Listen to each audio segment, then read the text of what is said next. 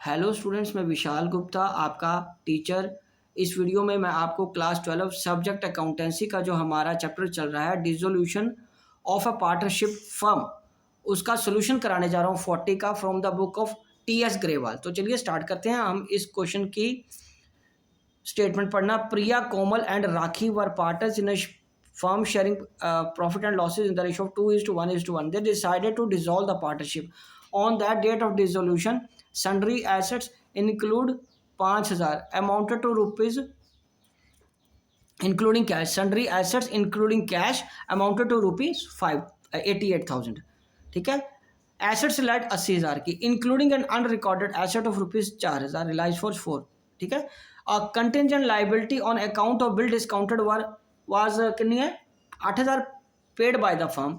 The capitals of the Priya, Komal, Rakhi showed a balance of 20,000 each. Prepare realisation account, capital account and cash account. But students, इससे पहले आपको पता है कि हमें क्या बनाना है। हमें इससे पहले मेमोरेंडम बैलेंस शीट बनानी है। ठीक है जी। तो चलिए हम स्टार्ट करते हैं क्वेश्चन को करना। मैं यहाँ सबसे पहले लिख रहा हूँ क्वेश्चन नंबर 40 और इसके बाद करेंगे हम अब बात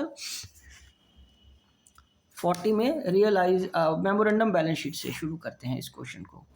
ठीक है जी। बहुत सिंपल क्वेश्चन है, बस थोड़ा सा इसके स्टेप्स पूरे उतने ही होते हैं जैसे कि ये किसी बड़े क्वेश्चन के हैं। ठीक है जी। तो यहाँ हम बात करेंगे मेमोरेंडम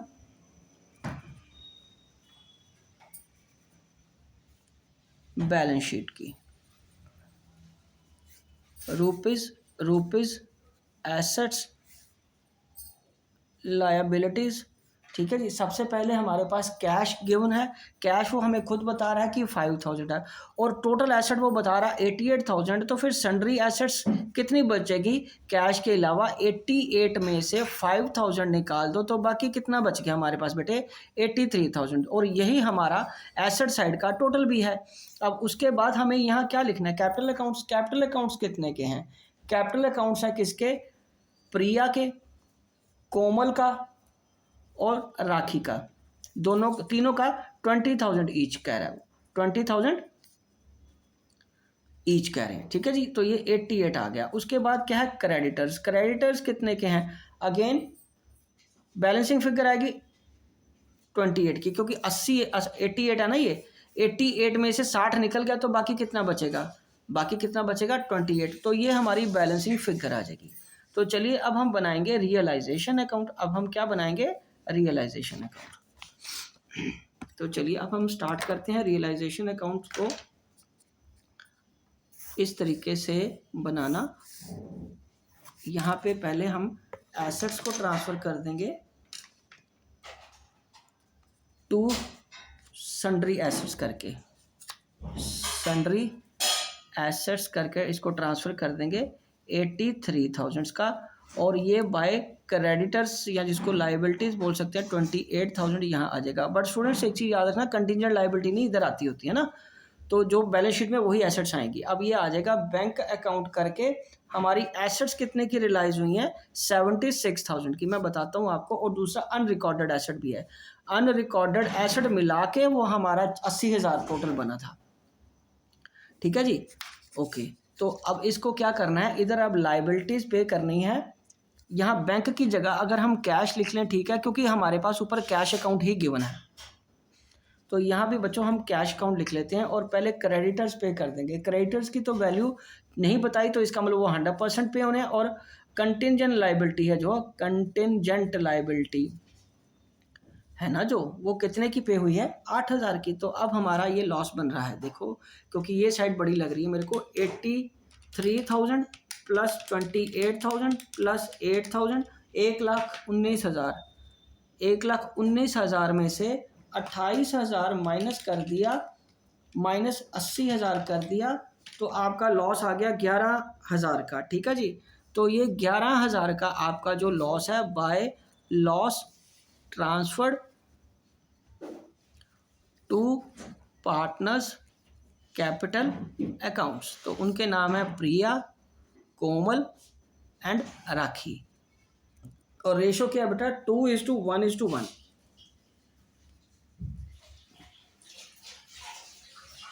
1,19,000। ठीक है। तो 11,000 डिवाइडेड बाय से करना है हमें। तो ये आ जाएगा 2750, अगेन 2750 और इंटू 2 कर दो तो ये आ जाएगा 5500। ये 5500 आ गया।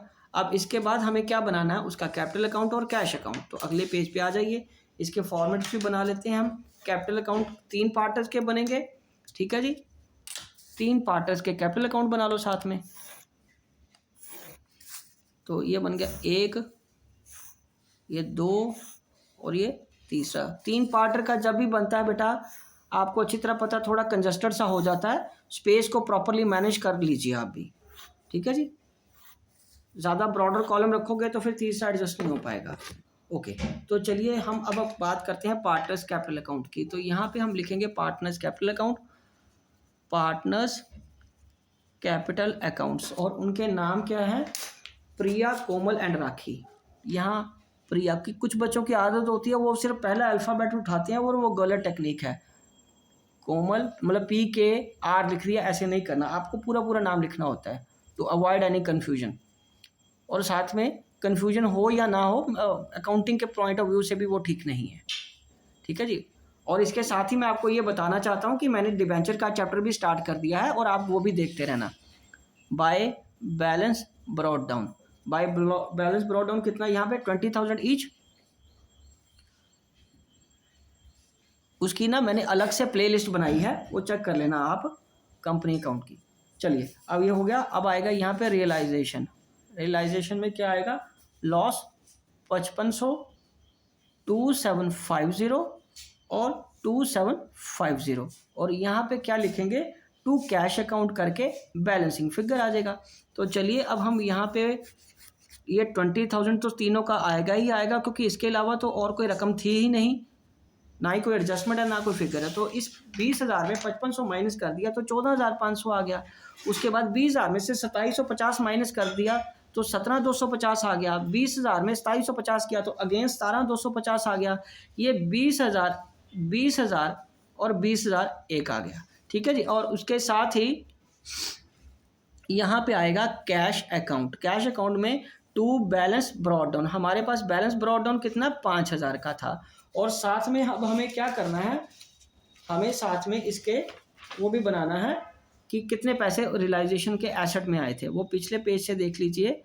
रियलाइजेशन अकाउंट, मेरे पास एसेट्स रियलाइज की वैल्यू हमारे पास गिवन है 76,000 की, ठीक है जी। और अनरिकॉर्डेड एसेट कितने की है, अनरिकॉर्डेड एसेट कितने की है, 4,000 की, ठीक है जी। और इसके बाद बाय रियलाइजेशन करके क्रेडिटर्स कितने के गए हैं स्टूडेंट्स, 28,000 के। और उसके बाद क्या है, कंटिंजेंट लायबिलिटी कितने की गई है, कंटिंजेंट लायबिलिटी 8,000 की गई है। और उसके बाद बाय कैपिटल अकाउंट्स कितने के गए हैं, प्रिया, कोमल और उसके बाद कौन है, राखी, ठीक है जी। 14,250, 17,250 और 17,250, ठीक है जी। तो ये आ जाएगा 5 4 9, 9 जमा 76, 85,000 ये आ गया इस साइड का। अब दूसरा साइड भी टैली होना चाहिए ना, तो उसमें माइनस कर रहा हूँ मैं 28,000, 8,000, उसके बाद 14,250 और 17,250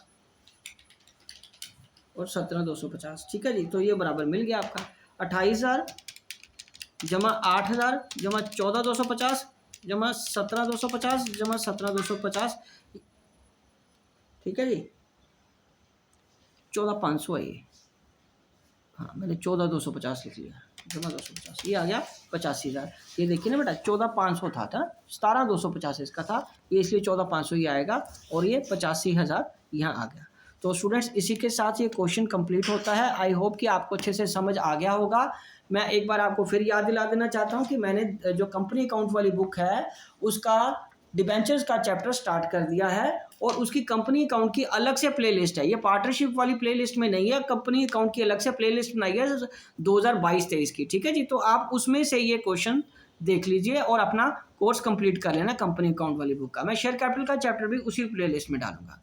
तो इसी के साथ ये वीडियो कंक्लूड करता हूँ। आई होप कि आपको ये क्वेश्चन अच्छे से समझ आ गया। बस ये 2 क्वेश्चन रह गए हैं, 42nd एंड 43rd, उसके बाद हमारा ये चैप्टर के साथ पूरी पार्टनरशिप कंप्लीट हो जाएगी। और मेरे सारे videos from the chapter 1, partnership के चैप्टर 1 से लेकर लास्ट तक सारे वीडियोस मैंने अपलोड कर दिए हैं। ठीक है जी, ऑलमोस्ट 218 वीडियोस बन रहे हैं। ठीक है जी, सारी पार्टनरशिप आपकी कवर हो जाएगी। तो उसके बाद हम जब प्री बोर्ड आएगा फिर इसकी रिविजन करेंगे। तब तक आप अपना ये कोर्स कंप्लीट कर लीजिए। ओके जी, डन।